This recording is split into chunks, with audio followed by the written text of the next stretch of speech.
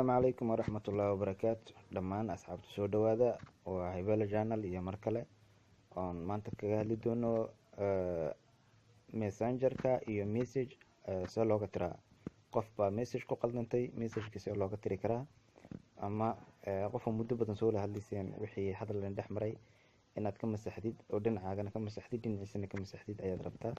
markaas dariiqada loo maro ayaan sameynaynaa. ugu horreyn waxaan tegaynaa messenger.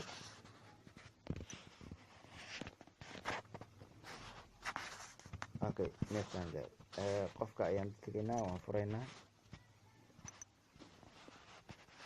qofkan message-kan ayaan u diray, weli muu arkin. waxaan rabaa message-kan inaan ka tiro ama harko ama arkin, laakiin message-ka in labada dhinac ka tiro ayaan rabaa. ugu horreyn waxaan sameynay message-ka ayaan qabanay.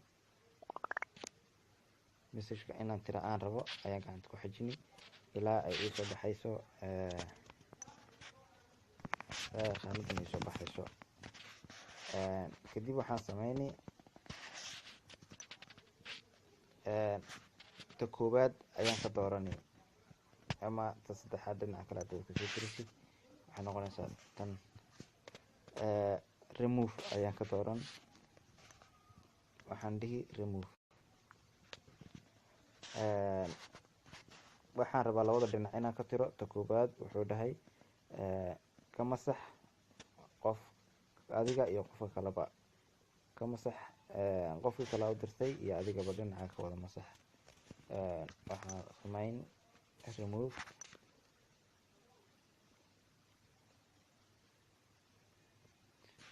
hadda sidaa wada arkaysaan meesha waxaa ii taalo inaan message-kii tiray, inaan masaxay.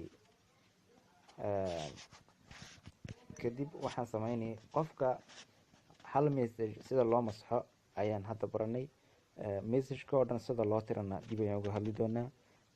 adigoo mahadsan daawashadaada. waxaan ka rabnaa inaad ku xidhnaatid oo su-aal haddaad qabtid iyo wixii kale weydiina iyo tala iyo mawduucyo kale oo maxay muhiim aad rabtid inaan ka hadlo, hoos ayaad nagu soo qori, comment-kaad kusoo qori, subscribe si aad u aragtid casharada kale ku xiga. like, share, comment waxaa dhan nagu dhiirigeliya adoo mahadsan oo mahadsan tahay daawashadaada.